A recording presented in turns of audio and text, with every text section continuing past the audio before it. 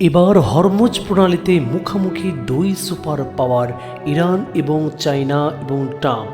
খবরটি বিস্তারিত চলুন আমরা সবাই শুনে আসি। বর্তমানে হরমুজ প্রণালী ঘিরে বিশ্ব রাজনীতিতে এক ভয়াবহ উত্তেজনাপূর্ণ পরিস্থিতি তৈরি হয়েছে, যেখানে যুক্তরাষ্ট্র, ইরান এবং চীন এই তিন শক্তি সরাসরি বা পরে এই হুমকির মুখে তারা সবাই দাঁড়িয়েছে, গোটা পৃথিবীর কাছে মুখোমুখি অবস্থানে রয়েছে। তিনি পুরো ঘটনা সহজভাবে বিশ্লেষণ করে দিচ্ছি। চলো, কি ঘটেছে এখন। যুক্তরাষ্ট্রের প্রেসিডেন্ট ডোনাল্ড ট্রাম্প ইরানের বিরুদ্ধে নো অবরোধ নোভেল ব্ল্যাকঅ্যাস ঘোষণা করেছেন। এই আরবদের লক্ষ্য ইরানের তেল রপ্তানি বন্ধ করা, ইরানকে চাপে ফেলে চুক্তিতে বাধা করা। যুক্তরাষ্ট্র ইতিমধ্যে যুদ্ধজাহাজ, মাইন পরিষ্কার অভিযান এবং সামরিক মোতায়েন শুরু করেছে। ইরানের অবস্থান, ইরান বলেছে এই অবরোধ যুদ্ধের ঘোষণা বা অবৈধ কাজ।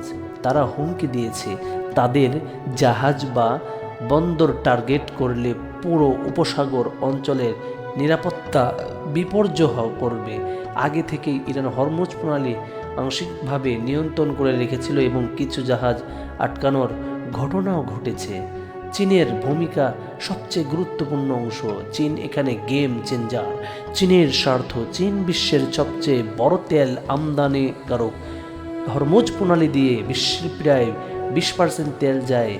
তাই এই পথ বন্ধ হলে চীনের অর্থনীতি ক্ষতিগ্রস্ত হবে।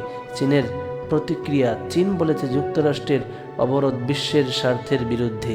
তারা যুদ্ধ নয়, কূটনৈতিক সমাধান চায়।